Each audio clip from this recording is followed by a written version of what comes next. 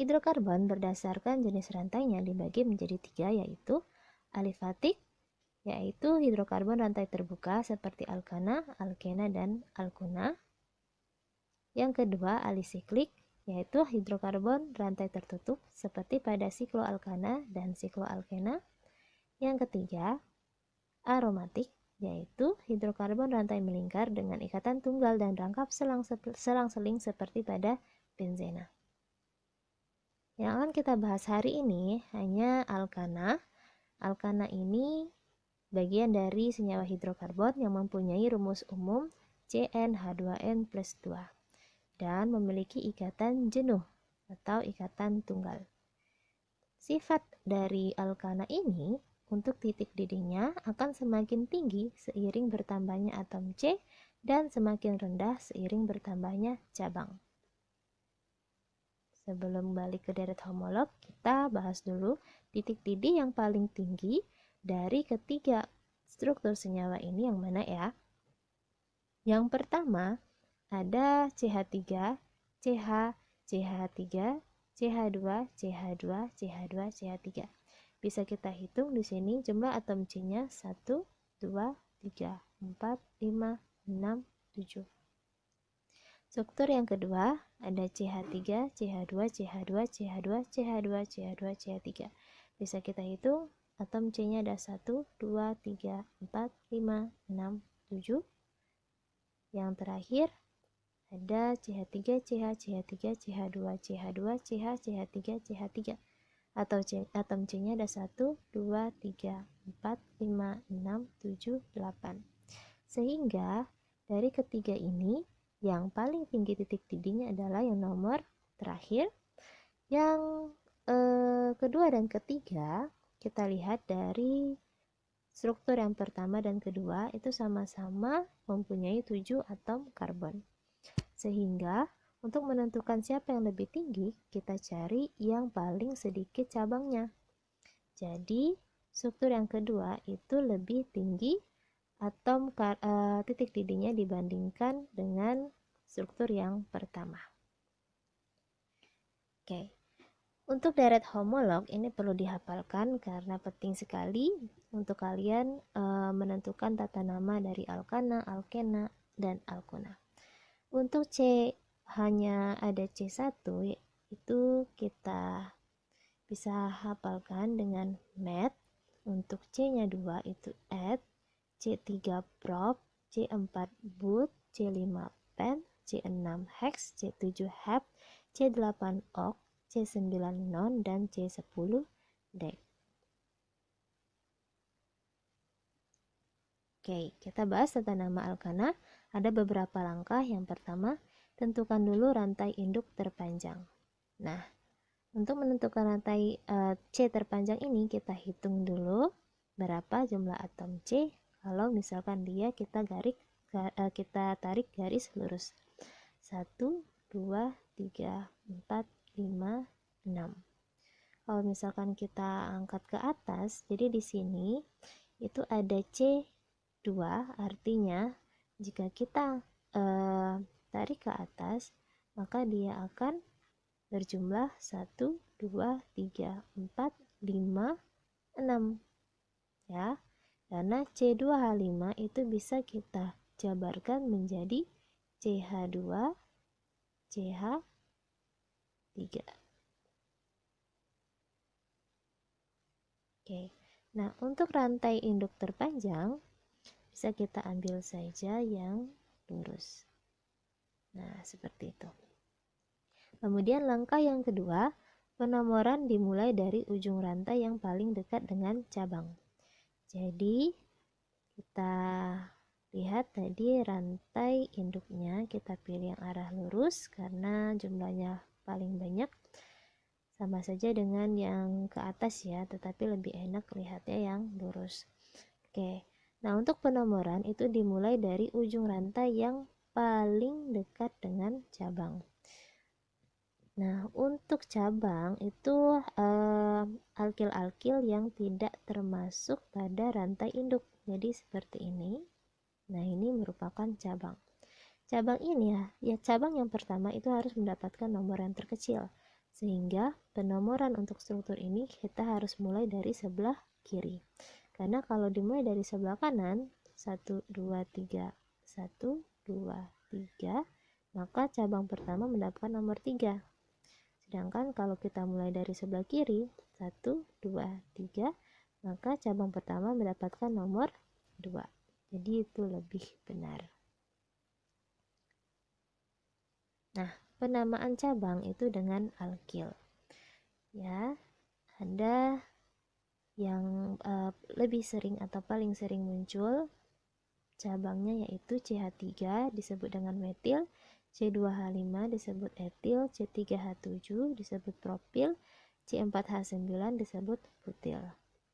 Nah, ini beberapa struktur alkil yang tidak lurus ya. Kalau misalkan metil saja, etil saja itu bisa kita gambarkan ia strukturnya lurus biasa seperti ini. Misalkan CH3 CH CH3 dan di sini ada C3H7. Nah, C3H7 ini kalau dia sebagai propil biasa, maka ini digambarkan lurus saja seperti ini. Jadi ya, CH3, maka untuk C3H7 nya itu CH2, CH2, CH3. Jadi lurus ya. Nah, jadi ada cabang yang berbentuk seperti ini. Nih, yang paling sering isopropil. Jadi isopropil ini propil tetapi bentuknya seperti letter L. Ada isobutil, ada sekbutil, ada tersbutil, isoamil, neoamil, dan tersamil. Oke, kita lanjutkan ke langkah berikutnya. Jika alkana memiliki cabang yang sama lebih dari satu, jadi misalkan sama-sama metil, ada 2 metilnya ya, atau ada 3 misalnya. Nah, nama cabang itu digabung menjadi satu dan diberi awalan di jika jumlah cabangnya 2, tri jika jumlah cabang yang samanya ada 3, dan tetra jika jumlah cabang yang samanya ada 4. Misalnya seperti ini. Nah, ini kita tentukan dulu yang mana rantai induknya kan. Jadi kita hitung atom C-nya 1, 2, 3, 4, 5, 6, 7, 8. Jadi kalau kita ambil lurus, maka dia berjumlah 8. Kalau kita ambil dari sini, C2, maka di sini ada 2, 1, 2, 3, 4, 5, 6, 7, 8, sama. Kalau ke bawah 1, 2, 3, 4, 5, 6, 7 ya, berarti kita ambil yang lurus saja. Nah, jadi ini kita ambil sebagai rantai induk 1, 2, 3, 4, 5, 6, 7, 8 atom C. Di luar rantai induk ini itu bersifat sebagai cabang. Nah, kita bisa lihat di sini ada CH3, CH3, dan CH3. Cabang yang sama tetapi ada 3 buah. Maka kalau 3 kita harus beri awalan tri. Jadi di sini namanya adalah trimetil. Kalau cabang yang di bawah ini itu C2H5. C2H5 kan nama cabangnya tadi etil ya. Karena ada 2 cabang yang sama maka diberi awalan di. Jadi di bawah ini adalah dietil. Di atas tadi trimetil, yang di bawah ini adalah dietil. Oke, selanjutnya, jika alkana memiliki cabang yang berbeda, penulisan nama diurutkan berdasarkan abjad. Jadi misalnya ini, nah cabangnya kan ini. CH3 itu namanya adalah metil. Sedangkan C2H5 adalah etil. Nah, metil, etil itu cabang yang berbeda.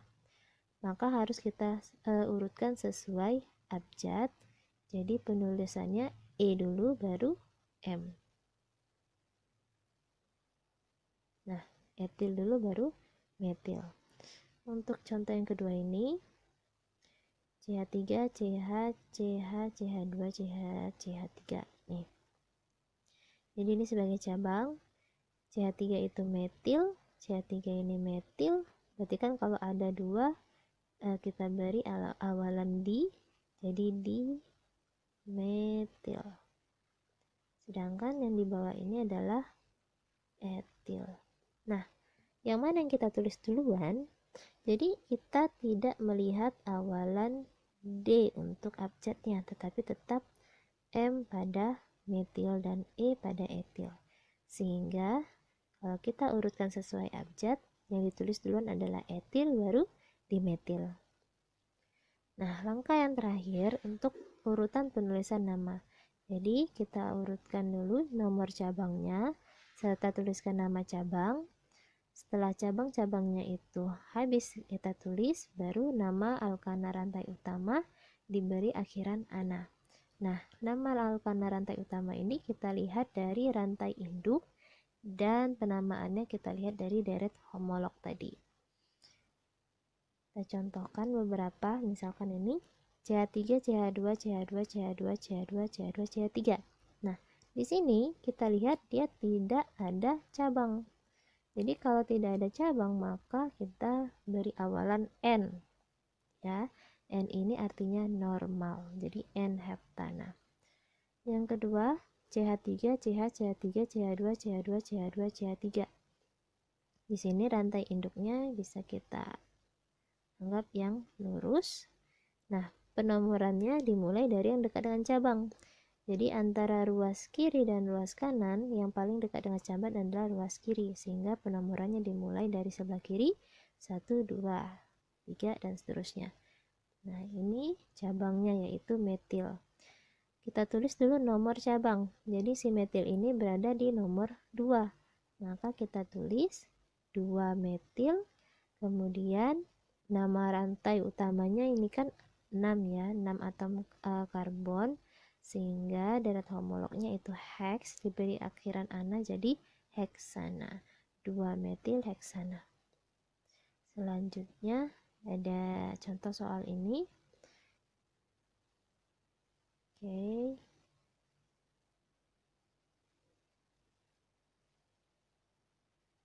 Untuk contoh yang berikut ini CH3, CH, CH3, CH2, CH, C2H5, CH2, CH3. Nah, ini sudah dibahas tadi ya rasanya. Untuk rantai induk kita pilih saja yang lurus dan cabangnya berarti ada CH3 yaitu metil dan C2H5 etil. Penulisannya kita sesuaikan abjad, maka etil dulu yang ditulis, dan etil karena dia berada pada nomor keempat maka kita tulis 4 etil. Kemudian metilnya ada di nomor 2, berarti kita tulis 2 metil, dan karena rantai induknya itu atom C nya berjumlah 6 maka kita beri nama rantainya heksana. Nah, berikutnya ada soal CH3, CH, CH3, CH, C2H5, CH, CH, CH3, CH3. Jadi ini bisa kita hitung atom C nya. Kalau dari sebelah kiri ke kanan lurus saja 1, 2, 3, 4, 5, 6. Oke ya, sepertinya ini yang paling banyak, maka inilah sebagai rantai induknya. Sedangkan cabangnya ada CH3 nya 2 berarti dimetil, dimetil pada nomor 2 dan 5. Kemudian ada C2H5 etil di nomor 3, sehingga penulisannya 3 etil karena dia abjadnya duluan E daripada M, 3 etil 2,5 dimetil heksana.